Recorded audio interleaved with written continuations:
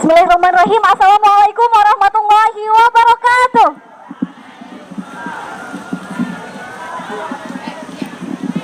Berita panggilan untuk seluruh peserta hari ini atas nama Mikial Azizah, Muhammad Riza Pramudia Al-Yusufi, Bayi Erina Dwi Erviana, Afraulau Umi Salafi, Najwa Pratama, dan Dwi Febrianingsih. Silahkan menuju ke sumber suara. Assalamualaikum warahmatullahi wabarakatuh.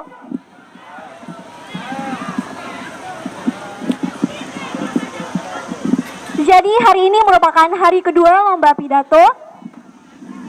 Langsung saja ke peserta pertama. Atas nama Mikial Azizah dari kelas 11 IPA 3. Assalamualaikum warahmatullahi wabarakatuh.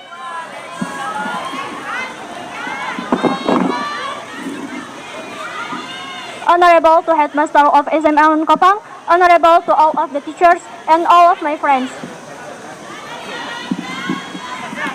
First of all, let's pray and praise the present to Allah Subhanahu wa Ta'ala, who has given us the blessing of health so that we can gather on this chance.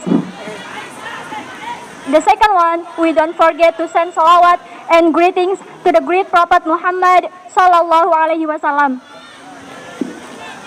And may we get his intercession on the last day. Amin, amin, ya Rabbal Alamin. On this chance, I will deliver a speech entitled The Characteristic of Followers of Prophet Muhammad Sallallahu Alaihi Wasallam, atau ciri-ciri pengikut Nabi Muhammad Sallallahu Alaihi Wasallam. Rasulullah Sallallahu Alaihi Wasallam diutus Allah untuk menjadi contoh atau teladan bagi pengikutnya, karena pada diri Rasulullah terdapat teladan sebagaimana firman Allah dalam Quran surah Al-Ahzab ayat 21 yang berbunyi, Bismillahirrahmanirrahim. Laqad kana lakum fi Rasulillahi uswatun hasanah liman kana yarjullah wal yawmil akhir wa dzakarallaha katsira, yang artinya, telah terdapat suri teladan yang baik bagimu pada diri Rasulullah, baik yang hendak bertemu Allah dan hari akhir, dan yang banyak mengingat Allah. Maka bagi pengikut Nabi Muhammad SAW tidak perlu sibuk-sibuk mencari contoh, karena pada diri Rasulullah sudah ada contoh dalam kehidupan sehari-hari. Baik dalam kehidupan sosial bermasyarakat sekalipun, Nabi telah mencontohkan bagaimana tingginya toleransi yang diajarkan Rasulullah dengan mengatakan, Islam itu sabar dan toleransi. Jadi karakter pengikut Nabi Muhammad itu memiliki kesabaran, tenggang rasa. Namun yang lebih penting adalah sebagaimana yang tercantum dalam firman Allah Quran surah Al-Fat ayat 29. Asyiddau 'alal kufari ruhama'u bainahum. Saling menghargai antar sesama. Tarahum ruka'an sujada. Ini adalah ciri yang paling penting. Melihat ciri umat atau pengikut Nabi Muhammad, yang pertama yaitu tegas dalam segala hal penyimpangan. Yang kedua, berkasih sayang dengan sesamanya. Dan yang tiga, tarahum ruka'an sujada. Kamu melihat dia rajin ibadahnya, rukunya, sujudnya, dan di dalam sujud itu ya betaguna fadlan minallahi wa ridwana.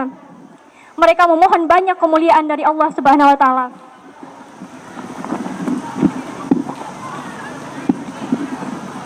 Jadi karakter utama yang paling mudah terlihat dari pengikut Rasulullah adalah sholat. Kalau enggan sholat maka perlu dipertanyakan kesetiaannya. Pengikut yang setia akan selalu senang mengikuti idolanya, apalagi hanya sekedar sholat yang tidak perlu biaya yang mahal dan tidak banyak waktu yang dipakai. Tidak seperti bermain sepak bola yang menghabiskan waktu kurang lebih 90 menit. Dan bermain game yang kadang-kadang berlangsung berjam-jam. Tidak ada alasan untuk meninggalkan sholat kalau mengaku sebagai pengikut Nabi Muhammad SAW. Sebagai penutup, kita simak sabda Nabi, yakni sholat adalah tiang agama. Barang siapa melaksanakan sholat, maka ia menegakkan tiang agama. Dan barang siapa yang melalaikannya, maka ia telah meruntuhkan tiang agama. Yamkin hadza faqat minni aqulu syukran ala istima'ikum wa istimamikum. Assalamualaikum warahmatullahi wabarakatuh. Peserta selanjutnya atas nama Muhammad Riza Pramudia Al-Yusufi dari kelas 10 E5. Bismillahirrahmanirrahim. Assalamualaikum warahmatullahi wabarakatuh. Bismillahirrahmanirrahim. Assalatu wassalamu ala asrafil anbiya'i wal mursalin wa ala alihi wa sahbihi ajmain, amma ba'du. Allahumma aslih ummata Muhammadin sallallahu alaihi wasallam wa farrij an ummati Muhammadin sallallahu alaihi wasallam warham ummata Muhammadin sallallahu alaihi wasallam wansur wafaz wahyid nahdatul watani fil alamin bihaqqi Muhammadin sallallahu alaihi wasallam. First of all, let's pray and thanks to our God Allah subhanahu wa ta'ala, who has given us mercy and blessing so we can attend and get on His beautiful place without any trouble and obstacle. And secondly, we don't forget to compare our salat and salam as given to our Prophet Muhammad sallallahu alaihi wasallam, who has brought us from the darkness to likeness, from the stupidity to deliverance, who has taught us the perfect religion, that is Islam. Alhamdulillah. And thirdly, I am standing in front of you all who try to deliver my speech under the title Ahlak Terpuji Nabi Muhammad sallallahu alaihi wasallam. Hadirin yang dimuliakan Allah, berabad-abad yang lalu sejarah Islam lahir dari seorang anak yang berasal dari kota suci Mekah, di mana anak tersebut diutus oleh Allah Subhanahu wa taala untuk menyempurnakan ajaran Islam.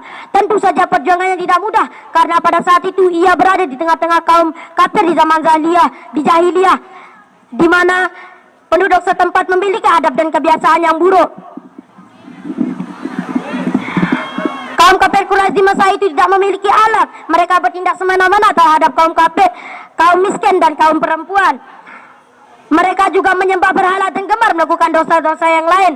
Bahkan dengan dalih kepercayaan mereka yang biadab, yaitu menghubur hidup-hidup baik perempuan karena dianggap sebagai pembawa sial dalam keluarganya. Untuk mewujudkan jihadnya di tengah kondisi kaum yang seperti itu, Nabi Muhammad seringkali mendapat penolakan, pengusiran, bahkan tindakan tak terpuji lainnya. Namun beliau dengan sabar membalas perlakuan buruk tersebut dengan kebaikan sebagaimana yang diajarkan dalam agama Islam. Tugas yang diemban Rasulullah untuk menghapus kemaksiatan dan menyebarkan Islam penuh dengan rintangan dan halangan. Bahkan beliau harus menghadapi beberapa kali percobaan pembunuhan. Hingga perlahan Islam mulai menyebar dan penduduk Mekah mulai mengikutinya. Akhlak yang berlandaskan Islam juga mulai merasuk ke kehidupan orang-orang di sana, karena dakwah yang dilakukan oleh Rasulullah sallallahu alaihi wasallam dilakukan dengan lembut dan mulia. Seiring berjalannya waktu, Islam semakin besar dan bisa kita nikmati hingga saat ini. Alhamdulillah.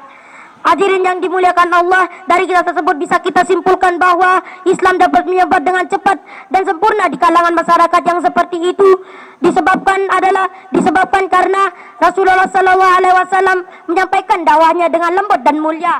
Oleh karena itu Allah Subhanahu wa taala menyerukan kepada orang mukmin untuk meniru tindakan Rasulullah sallallahu alaihi wasallam dalam hal kesabaran, keteguhan hati, kesiagaan dan perjuangannya.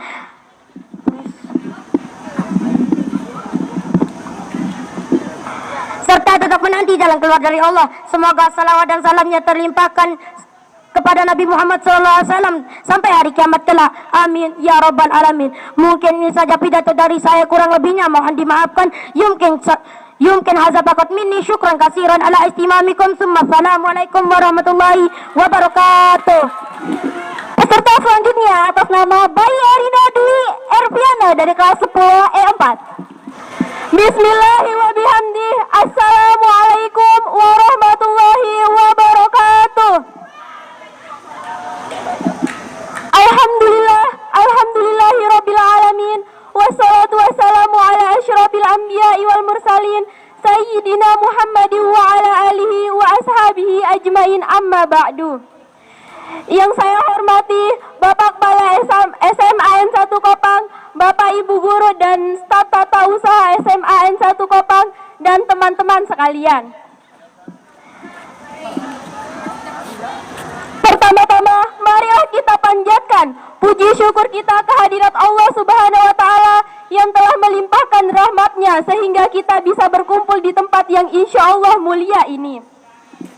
Kedua kalinya tak lupa pula kita haturkan selawat beserta salam atas Nabi kita Nabi Muhammad SAW yang telah membawa kita dari alam kegelapan menuju alam terang benderang. Dengan kata lain, minaz zulumati ilan nur. Baiklah, di sini saya akan membawakan sebuah pidato yang berjudul Akhlak Nabi Muhammad SAW sebagai teladan pendidikan karakter, yang dimana bertujuan semoga kita semua menjadi orang yang berakhlak yang mengikuti sunnah Rasulullah SAW. Nabi Muhammad SAW adalah seseorang manusia pilihan yang patut dicontoh dan diteladani dalam kehidupan sehari-hari. Dalam Al-Quran, beliau mendapatkan sebutan yang dimana uswatun hasanah, suri tauladan yang baik, yang dimana sedikit demi sedikit beliau membangun masyarakat dengan menanamkan akhlak yang mulia dan beriman hanya kepada Allah Subhanahu wa Ta'ala. Tanpa karakter yang baik, manusia akan kehilangan segala-galanya, terutama akan kehilangan kemanusiaannya sebagai fitrah yang diamanahkan oleh Allah Subhanahu wa Ta'ala. Pendidikan yang berorientasi pembangunan karakter yang sangat penting dalam rangka mengembangkan dan menguatkan sifat mulia kemanusiaan, agar manusia yang sering mengaku sebagai makhluk tertinggi di muka bumi ini tidak terpeleset jatuh dalam menjadi makhluk yang tidak bermanusiawi, bahkan lebih tersesat dan lebih rendah dari binatang yang paling hina sekalipun. Oleh karenanya dibutuhkan sosok contoh seorang pemimpin yang hak, yang harus dipatuhi dan diikuti oleh kita semua. Keteladanan Nabi Muhammad SAW dapat dijadikan inti dan sumber pembelajaran bagi kita semua, di mana berperilaku atau bersikap baik, bertata krama yang baik, dan tidak melanggar norma-norma yang berlaku, yang semuanya itu telah tercontohkan oleh baginda Nabi kita Nabi Muhammad SAW. Baiklah, begitu saja pidato dari saya. Selebihnya mohon maaf. Wassalamualaikum warahmatullahi wabarakatuh. Selanjutnya yaitu Aprawaumi Sawafi dari kelas 11 IPA 2. Assalamualaikum warahmatullahi wabarakatuh.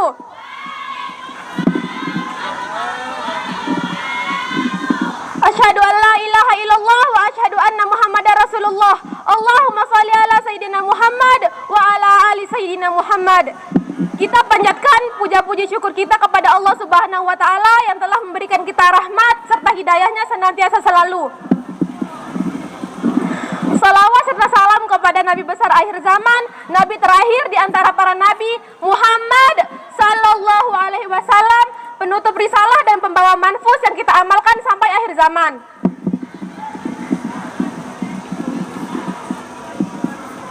Rasulullah Sallallahu Alaihi Wasallam bersabda, hampir saja umat-umat selain Islam berkumpul bersekongkol mengeroyok kalian sebagaimana berkumpulnya orang-orang yang makan mengerubungi nampan makanannya. Lalu seorang sahabat bertanya, apakah jumlah kami pada saat itu sedikit? Beliau menjawab, tidak, bahkan kalian pada saat itu banyak. Akan tetapi kalian seperti buih dari air yang pasang, dan Allah akan menghilangkan dari musuh-musuh kalian rasa takut terhadap kalian dan menimpakan kepada hati-hati kalian sifat wahn. Lalu ditanyakan lagi kepada Rasulullah, wahai Rasulullah, apa wahn itu? Beliau menjawab, cinta dunia dan takut mati. Sahih Abu Dawud nomor 3297. Di zaman kita saat ini, sabda Rasulullah SAW itu terbukti. Jumlah umat muslim di muka bumi lebih dari 1 miliar. Tapi hampir dari kita mengalami penjajahan baik dari segi militer, penjajahan di bawah senjata. Contohnya seperti negeri-negeri Arab saat ini, seperti Irak, Afghanistan, dan Palestina. Para pemimpin bangsa Arab seolah tak berdaya membendung kekuatan negara-negara barat seperti Amerika dan Eropa yang sudah menginvasi dunia Islam terutama Timur Tengah.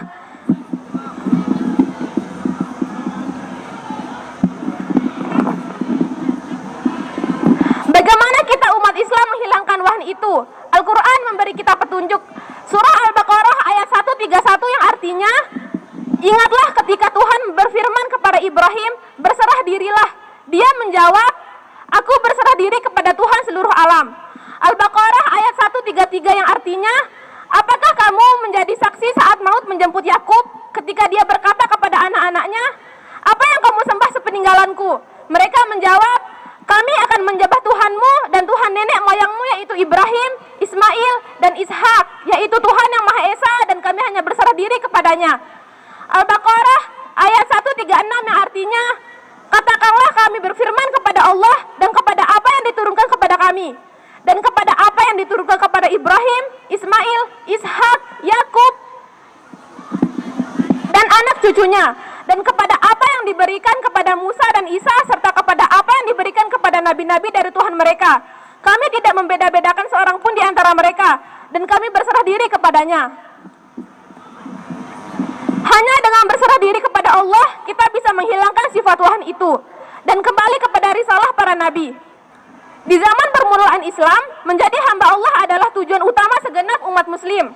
Sebagai contoh, Ahmad bin Muhammad bin Hambal bin Syaibani Maruzi Baghdadi, pendiri mazhab Hambali, salah satu ulama besar Islam di antara ahli fuqaha dan para muhaddis, mendapat gelaran tertinggi yaitu Abu Abdillah, yang berarti hamba Allah. Abu Abdillah Muhammad bin Ismail Bukhari, ulama besar hadis itu dinamakan Abu Abdillah, dan beliau sangat bangga dengan nama itu. Simaklah surat Abu Ubaidah, panglima perang Islam kepada Umar bin Khattab ketika dia menaklukkan Baitul Maqdis, Yerusalem. Kepada hamba Allah Umar Amirul Mukminin dari Abu Ubaidah bin Al-Jarrah, semoga keselamatan terlimpahkan kepadamu.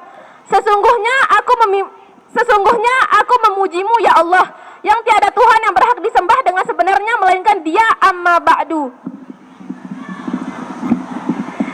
Di awal zaman Islam, semua muslim berlomba-lomba untuk menjadi hamba Allah, bekerja dan berprestasi semata-mata hanya untuk mencari keridhaan Allah semata. Itu membuat mereka terhindar dari kecintaan pada dunia yang berlebihan, sehingga cahaya Islam menyinari dunia dan peradaban Islam unggul atas peradaban-peradaban yang lain. Contoh kejadian unik di masa Khalifah Umar. Di zaman Abu Bakar menjadi khalifah, beliau menunjuk Khalid bin Walid yang terkenal dengan sebutan Syaifullah al-Maslul, yang artinya pedang Allah yang terhunus.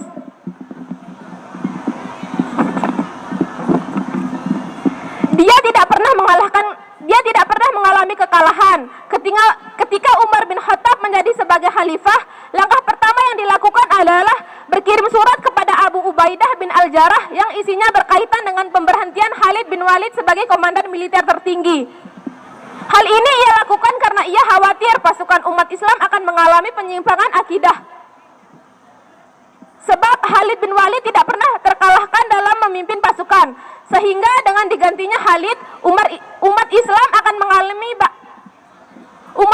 akan meyakini bahwa kemenangan hanya milik Allah dan bukan karena kemampuan Khalid bin Walid semata.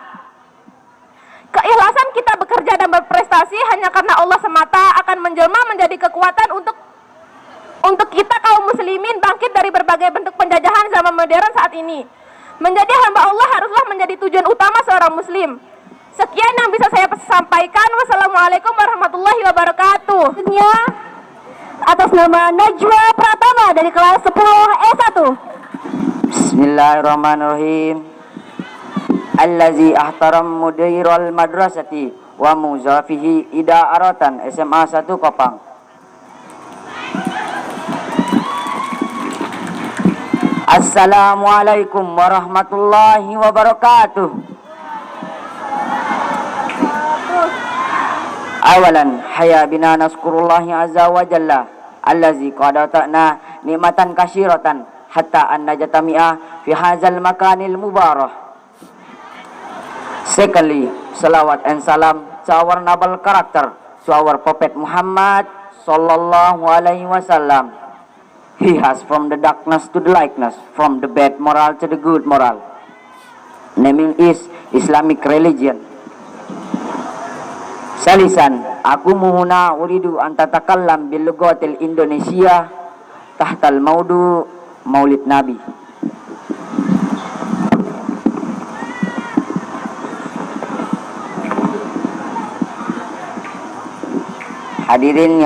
Hadirin yang berbahagia.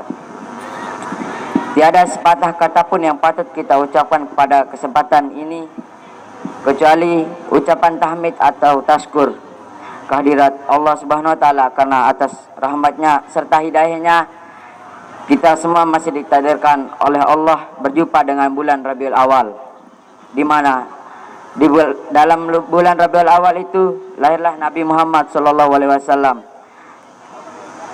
Selanjutnya, semoga kesejahteraan dan keselamatan tetap tercurahkan kepada junjungan Nabi Muhammad SAW, karena dari akhlak beliaulah kita semua dapat menjadi orang muslim sejati.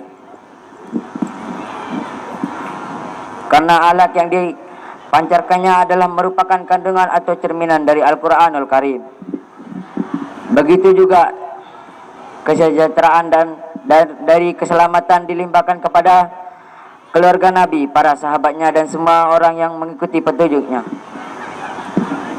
Hadirin sekalian yang berbahagia, coba bayangkan sebelum Nabi Muhammad lahir di muka bumi, tatanan kehidupan masyarakat Arab Samurud yang banyak menyembah berhala patung. Kaum wanita telah diperbudak oleh laki-laki, yang lemah ditindas oleh yang kuat, dan begitulah seterusnya. Tetapi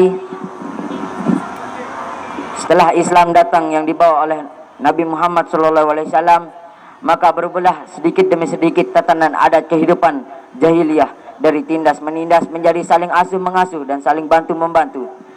Dan juga kaum wanitanya telah dipersamakan kedudukannya dengan kaum laki-laki. Tidak ada perbedaan antara hamba dan atau makhluk yang satu makhluk yang lain.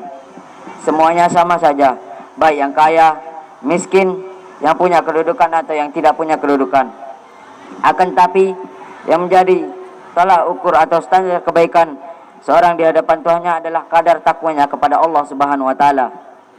Hadirin sekalian yang berbahagia, sebagaimana sabda Rasulullah SAW yang berbunyi, qala an-nabiy sallallahu alaihi wasallam, man azama maulidi kuntu syafi'an lahu yaumal qiyamah wa man anfaqa dirhaman fi maulidi faka'annama anfaqa jabalan min zahabi sabilillah. Yang artinya,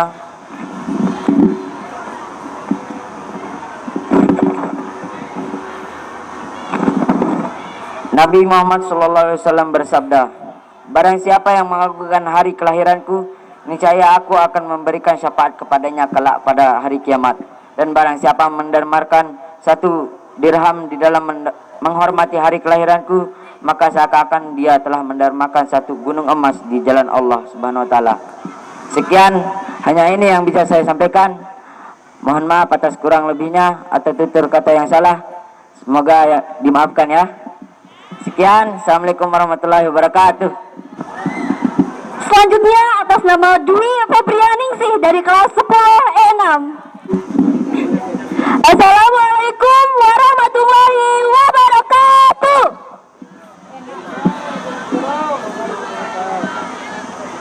Selamat pagi dan salam sejahtera bagi kita semua. Terima kasih atas kehadiran guru-guru yang saya hormati dan teman-teman yang saya cintai. Pertama-tama, marilah kita panjatkan puji syukur kehadirat Tuhan Yang Maha Kuasa karena atas rahmatnya kita dapat berkumpul hari ini.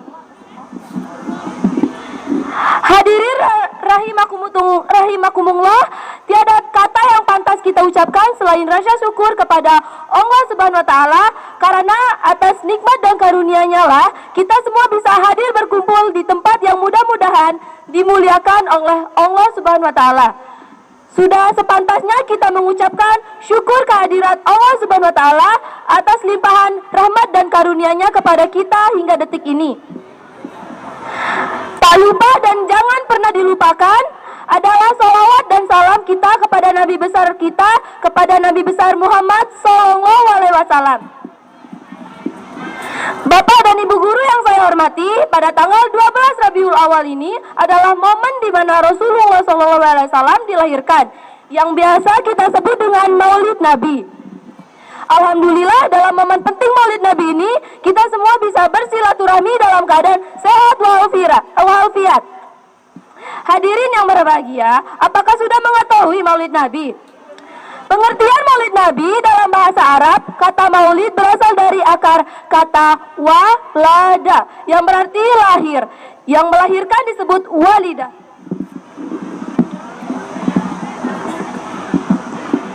Sedangkan dilahirkan disebut maulud. Sementara sang ayah bayi itu disebut dengan walid. Pada kata maulid tercakup pengertian terjadinya waktu kelahiran. Oleh sebab itu, kata maulid bahasa Indonesia diterjemahkan sebagai hari kelahiran. Disinilah kemudian kita memperingati hari kelahiran Nabi Muhammad SAW.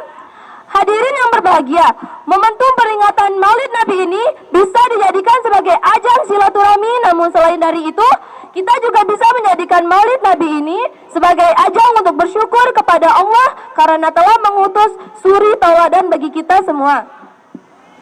Menjadikan Rasulullah teladan telah tertuang dalam ayat suci Al-Quran Al-Ahzab ayat 21 yang berarti sungguh telah ada pada diri Rasulullah itu suri teladan yang baik bagimu, yaitu bagi orang yang mengharap rahmat Allah dan kedatangan hari kiamat dan yang banyak mengingat Allah. Quran Surah Al-Ahzab ayat 21. Maka pada momentum yang amat berbahagia ini, saya tidak berhentinya mengingatkan untuk selalu bersalawat kepada Nabi dan meneladani keagungan akhlaknya. Sehingga jangan sampai setiap kali datangnya peringatan Maulid Nabi, kita hanya ikut bersuka cita, tapi tidak mendapatkan makna apapun. Paling tidak ada 3 hal yang dapat dijadikan sebagai pelajaran dalam memperingati Maulid Nabi ini. 1. Kelahiran Maulid Nabi adalah momentum untuk bersyukur kepada Allah karena telah menghadirkan manusia sempurna untuk dijadikan panutan. 2. Untuk mengingatkan diri atau mengevaluasi diri untuk meneladani Rasulullah dalam segala aspek kehidupan. 3. Maulid Nabi kita dapat jadikan sebagai momen untuk senantiasa memperbanyak sholawat kepada Rasulullah SAW. Hadirin yang berbahagia, kiranya itu pidato singkat yang dapat saya sampaikan. Tentunya kita semua berharap kepada Allah untuk menjadi umat yang senantiasa menjadikan Rasulullah ini teladan dalam kehidupan kita. Sekian pidato singkat tentang Maulid Nabi ini. Mohon maaf atas segala kekurangannya. Wassalamualaikum warahmatullahi wabarakatuh. Mungkin hanya ini kegiatan kita pada pagi hari ini. Thanks for attention and nobody perfect on this earth. The perfect one just Allah. Wabillahi taufiq wal hidayah. Wassalamualaikum warahmatullahi wabarakatuh.